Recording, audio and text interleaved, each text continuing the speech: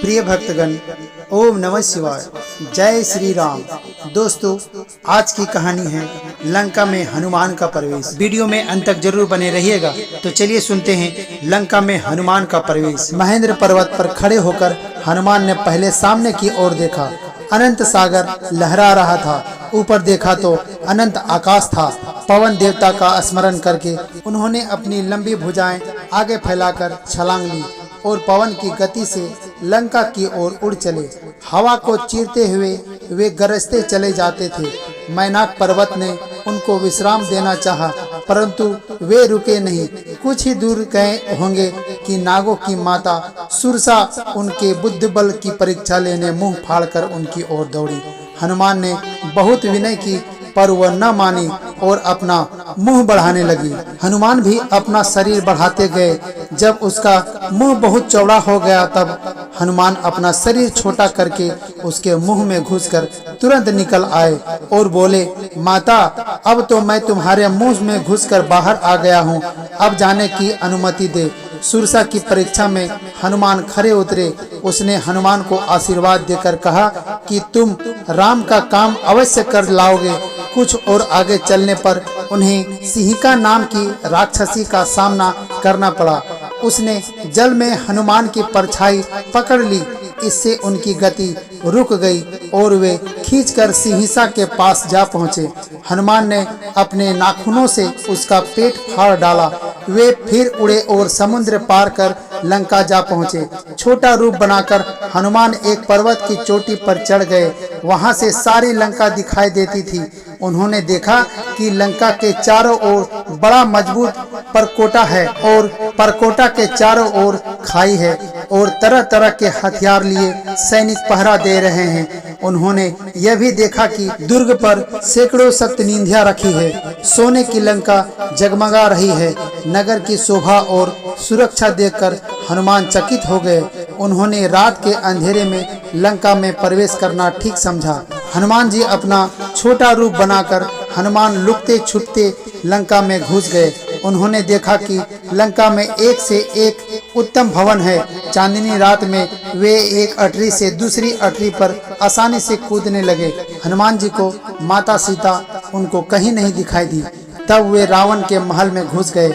उन्होंने देखा कि रावण एक सजे हुए पलंग पर सो रहा है और आसपास अनेक सुंदरियां भी सो रही है। इधर उधर मंदिरा की प्यालियां पड़ी है। हनुमान ने बड़ी सावधानी से रावण का अंतपुर छान डाला, परंतु सीता उनको कहीं न मिली। मंदोदरी को देखकर उनको सीता का भ्रम भी हुआ, परंतु उन्होंने शीघ्र ही समझ लिया कि रावण के महल में सीता इस प्रकार निश्चित होकर नहीं सो सकती। उन्होंने एक एक गली, एक एक घर देख लिया, पर सीता कहीं न मिली। रावण के पुष्पक विमान को देखकर उन्हें बड़ा आश्चर्य हुआ। वह बड़ा अद्भुत था। उसने पंखों में मनियां जड़ी हुई थी। अनंतः पूर्व से लगी हुई रावण की अशोक वाटिका थी। एक परकोटे के ऊपर से हनुमान ने उसे देख लिया और पहरेदारों की आंख बचाकर उसमें घुस गए। अशोक वाटिका में तरह तरह के सुंदर वृक्ष थे और बीच में एक ऊंचा भवन था। अशोक के पेड़ पर चढ़कर हनुमान उसे देखने लगे। उन्हें तरह तरह की मुँहवाली अनेक राक्षसनियां दिखाई दी। फिर उन्होंने देखा कि उनके बीच में एक उदासी स्त्री बैठी आंसू बहा रही है। उनको लगा कि हो न हो यही सीता जी है। उन्होंने मन ही मन उन्हें प्रणाम किया और वे सोचने लगे कि किस प्रकार माता से बात हो जाए। तरह तरह की बातें सोचते वे पत्तों में छिपे बैठे रहे। अब रात का अंतिम पहर आ गया था। नगरी में वेद पाठ होने लगे।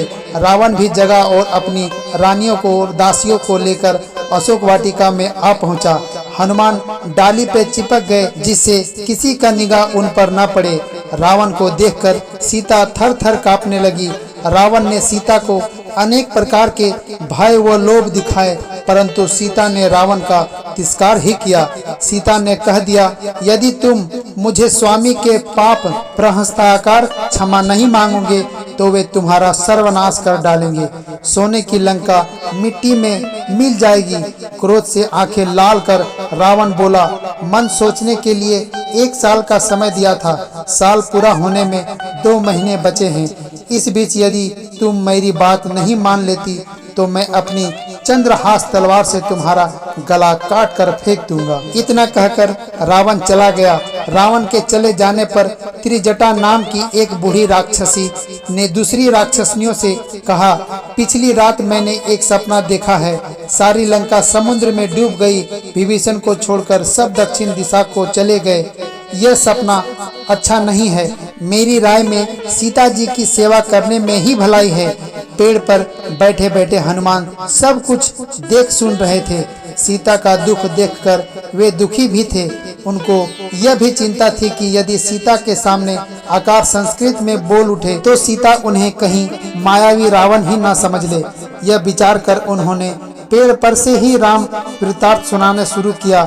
उन्होंने राजा दशरथ का वैभव, राम जन्म, राम विवाह, राम वनवास, हाँ सीता हरण, सुग्रीव मैत्री आदि का सब वृत्तांत संक्षेप में कह सुनाया। सीता जी आत्महत्या के विचार से उसी पेड़ के नीचे आ गई थी जिस पर हनुमान बैठे थे। उन्होंने ऊपर की ओर देखा। हनुमान को देखकर पहले तो वे घबराई, पर उनकी बातों से और उनके व्यवहार से भरोसा हो चला कि वे राम के ही दूत हैं और पता लेने के लिए यहाँ आए हैं। अब हनुमान ने देखा कि सीता के मन में बार बार संदेह उठ रहे हैं, तो उन्होंने पर्वत पर फेंके हुए आभूषणों की चर्चा की और अंत में राम की दी हुई मुद्रिका दी। अब सीता को पूरा भरोसा हो गया और हनुमान ने सीता का दुख सुना और राम का विरह सुनाया।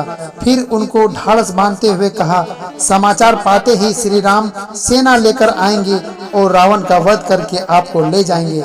सीता जी ने अपना चूड़ामणि उतारकर हनुमान को दिया और कहा, जब तुम इसे स्वामी को दिखाओगे तो वे समझ जाएंगे कि तुम मुझसे मिल चुके हो। वीरवर लक्ष्मण से मेरा शुभ आशीर्वाद कहना। अब लौट जाओ, तुम्हारी यात्रा मंगलमय हो।